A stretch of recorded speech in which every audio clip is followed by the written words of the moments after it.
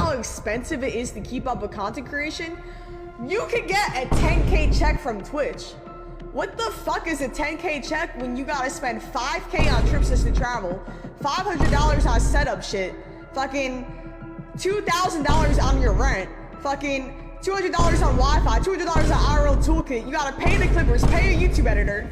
Chat, I don't think y'all realizing I be going in the negative doing this shit, okay? So when I first saw this clip, I was like, there's no way this person is for real. You would either have to be the most entitled content creator out there or just be clip farming. $10,000 is a large amount of money for anyone to be making in any part of the world. Only a small percentage of creators are able to consistently make that kind of money, and it's even much harder on Twitch. It's usually close to impossible to make it on Twitch using the Twitch platform alone. You usually have to combine it with platforms such as YouTube or TikTok in order to hopefully convert viewers from there into your stream audience. That's generally because Twitch primarily promotes their most popular content creators, and most of the views are shared among the top content creators. According to ChatGPT, you would have to be part of the top 0.01 to 0.05% of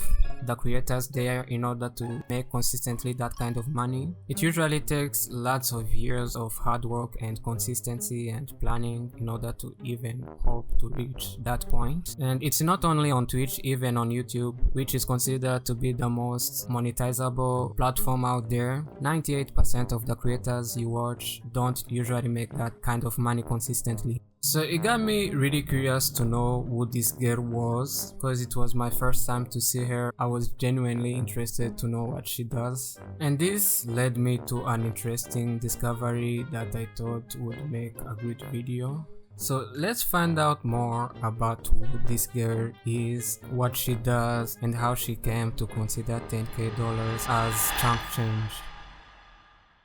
So I first came across the clip while watching Asmon Gold. This is the problem that these people have. You have people that if they make $20,000 a month, they're gonna figure out a way to be broke. You're spending $5,000 to travel around and you're losing money. Maybe you shouldn't be doing that. Read the first reply. She sure do got the brain of a bro, act man. Financially irresponsible and stupid. How do you squander 10K? 10K isn't that much when you think about it. I think about it, it's a lot. And I agreed with him. If anything, that clip just showed really bad money management. How are you spending $5,000 a month on trips? What are you even doing? Most Twitch streamers spend their time glued on a PC. Even if you're doing IRL streams, that kind of spending doesn't make sense, especially if it's putting you in the negatives. So naturally, I got curious, what kind of streamer was she? What kind of content leads to that level of spending? So I did what any top tier investigator would do. I turned to YouTube, the greatest search engine on earth. I found out her name was Snowcone, thanks to a tweet on X that made that clip go viral. So I tapped her name into YouTube, and what I found was weird. No real presence, no channel, no content related to streaming, and that was very strange because, like I said, you really can't make it on Twitch alone. You need YouTube, TikTok or something. So now I'm wondering, how is this person supposedly in the top 0.05 of Twitch with zero YouTube presence? Hello, this is me from the future, and while I was editing this video, I did the research again, and it turns out she actually has a YouTube channel. It's just that it is hard to find. You have to add the word streamer next to her name. So yeah, it turns out my detective skills are on par with the Squid Game detective. So I don't think this significantly changes the way this video proceeds. I just had to add that remark. So continue enjoying. I kept scrolling and eventually came across some shorts featuring her, and then I realized I'd actually seen her before.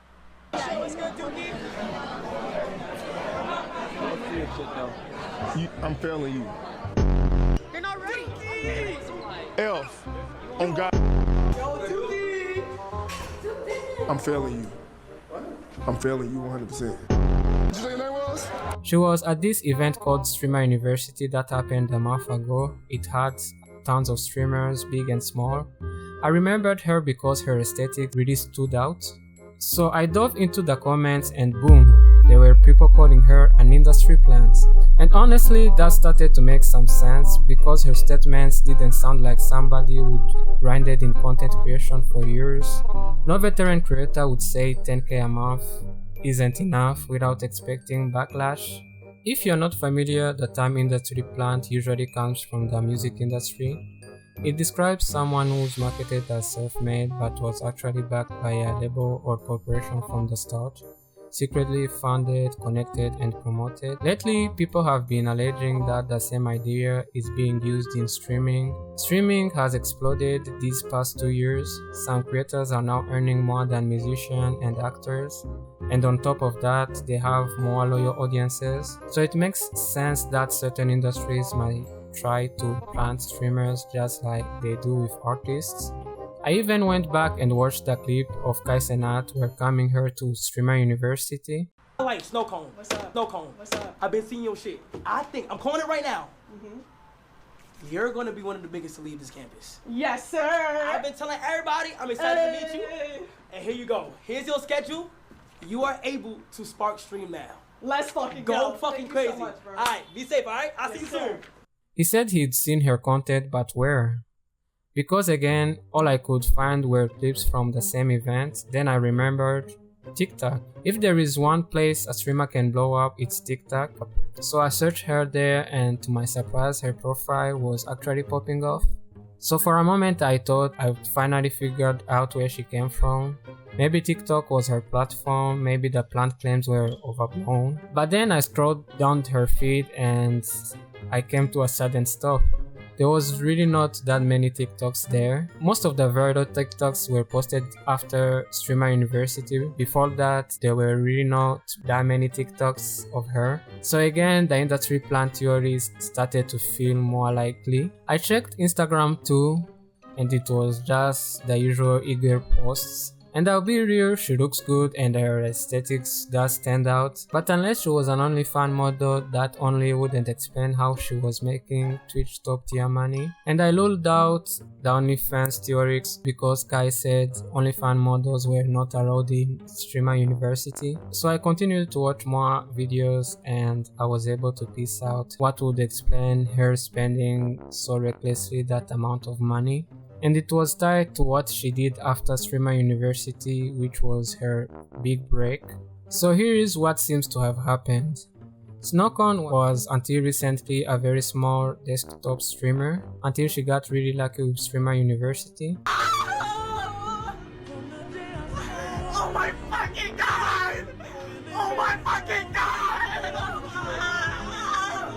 And everybody on TikTok, Oh my fucking god! Everybody was trying to hate shit up you guys! I love you guys! Thank you, Lord, for blessing me with this opportunity. I promise, Lord, you're gonna get down. That launched her into some more big events like Streamer Prom and VidCon. She even started collaborating with big names like DDG. So from all those events and traveling to collaborate with those big streamers, plus booking hotels and paying all that also for your cameraman, it could get very expensive really fast. Trying to approach streaming like Kai Cenat or DDG when you just started, that's a losing strategy. Even Kai took years to build what he has now. DDG was a YouTuber before, and after he made it big in music and he's a popular rapper. Snowcone seems like she's trying to speedrun the process, but without the foundation or resources clearly. In that viral clip, it honestly feels like she was trying to mirror DDG. So, is she an industry plant? Maybe. The term is vague even in music, it's debated. People called Billie Eilish a plant because her family had some strong connection in the music industry, but again, you can't also deny her talent. With Snowcone, she either got really lucky or she had help behind the scenes. She skipped a lot of steps that most creators spend years grinding through. The thing about collabs, they only work long term if you already have built something of your own. Hanging around popular creators only can get you so far. Once they stop including you, the stoplight fades. She could have used that momentum she got from Streamers University to build a real platform or create better content. So while I was scripting this video, she actually posted an apology on Twitter. She was saying, I never once complained about getting a $10,000 Twitch check. Let's start with the fact that the entire video was taken out of context. My chat was spamming things like, "You're rich, you should be able to buy clothes, why aren't you paying mods," etc. In response, all I did was explain, not complain, how a $10,000 check could be quickly eaten up by expenses, especially for streamers coming out of Streamer University who had a lot of trips and events planned afterward. To clarify, I did not receive a $10,000 check, but the expenses I mentioned were very real and accurate. Here is the breakdown.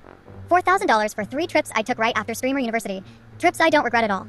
They helped me meet other amazing creators and create a ton of content. $400 to buy an IRL streaming setup. $2,000 on basic living expenses. $200 on home Wi-Fi. $150 for an IRL toolkit. And that's just what I can recall off the top of my head. Not even including tax. Sure, I could have stayed home and avoided traveling. But I wouldn't have made the connections I did, or gained the opportunities that came from those experiences. That context matters.